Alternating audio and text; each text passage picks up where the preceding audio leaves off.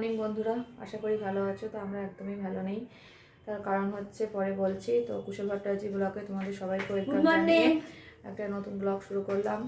কারণ পাওয়ার পরিস্থিতি ভীষণই খারাপ, অক্সিজেন চলছে, যখন তখন যা কিছু হয়ে যেতে পারে, জানি না মানে কি হবে না হবে। তো তারপরে বাড়িতে আমার শ্বশুরমশাইও মানে পড়ে গিয়ে মাথা ফেটে গিয়েছে, 4টে সেলাই পড়েছে, মাথায় ব্যান্ডেজ করা। তোমাদের দেখাবো শ্বশুরমশাই পরিস্থিতিটা কি আছে। তো সেই জন্যে ব্লগ একদমই করছিলাম না, ভালো লাগছিল না, মন মেজাজ একদমই ভালো নেই।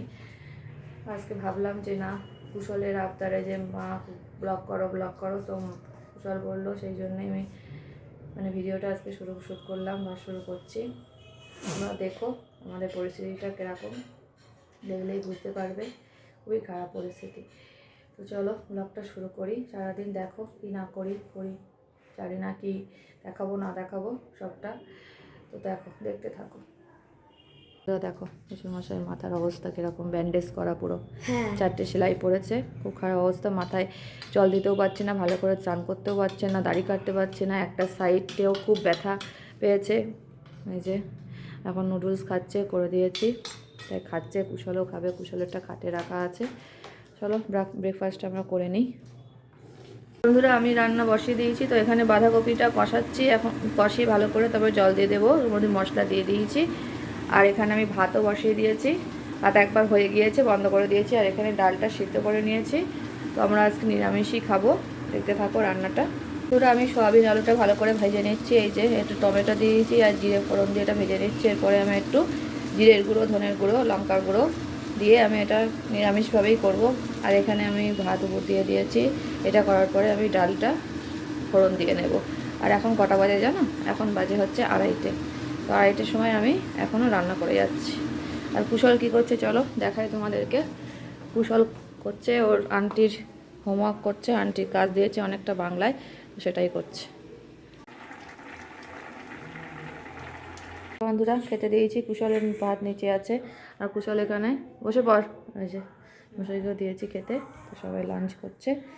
তো চলো আমরা লাঞ্চটা করে নিই। যে বন্ধুরা, আমি বাসন মাজছি। দুপুরবেলায় দেখো কতটা বাসন পড়েছে। তো সেই বাসনগুলো সবই মাজবো। আজকে খুব দেরি হয়ে গেছে, তার কারণ হচ্ছে বাপের বাড়ি গিয়েছিলাম। বাবার শরীরটা তো খুব খারাপ, আগেই বলেছি। তো ওই জন্য আমাকে প্রতিদিনই যেতে হচ্ছে বাবার বাড়িতে। গিয়ে তারপরে এসে রান্না করেছি, রান্না করে খাওয়া দাওয়া করে তারপরে এই যে বাসন টাসন মেজে তারপরে গিয়ে একটু বিশ্রাম নেবো। তো এখন প্রায় 4টের কাছাকাছি বাজে, খুব লেট হয়ে গেছে, কিন্তু কিছু করার নেই, আমাকে দুদিকেই সামলাতে হচ্ছে। তো ওদিকে একটু বাবার ওখানেও যেতে হচ্ছে, তারপরে এখানেও করতে হচ্ছে, যেহেতু আমার শাশুড়ি মা নেই। তো সবটাই আমার উপর দায়িত্ব সংসারে।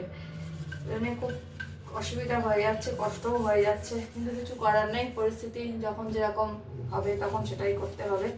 তো চলো দেখতে থাকো ব্লগটা পুরো, আশা করি ভালো লাগবে। আমি বাসনগুলো সব মেজে নিই। বন্ধুরা দেখো চা করতে চলে এসেছি। তো চা হয়েও গেছে, ফুটে ফুটছে কি সুন্দর। তো আমাদের সন্ধ্যেবেলা চা খাবো, আর সঙ্গে এই যে ঝুড়ি ভাজা আছে, চা ঝুড়ি ভাজা খাওয়া হবে। বন্ধুরা রাতেরবেলায় ডিনার করে চলে এসেছি, নাচাগিরি এবার শুয়ে পড়বো। তো কুশলের বাবা আজকে বাড়িতে এসেছে 8টার ট্রেনে। এতদিন মানে বাইরে ছিল, কলকাতাতে ছিল, কলকাতায় বুকিং চলছিল ওদের কাজের, তো সেখানেই ছিল। আজকে রাত 8টায় বাড়ি এসছে। তো আজকে আমরা 3জন ঘরে, আর এই কদিন আমরা 2জন ছিলাম, আমি আর কুশল, মা আর ছেলে। তো চলো ব্লগটা আমরা এখানেই এন্ড করছি। যদি কিছু ভালো লাগে তো লাইক, কমেন্ট, শেয়ার আর সাবস্ক্রাইব করে দিও, অবশ্যই সাবস্ক্রাইব করে দিও।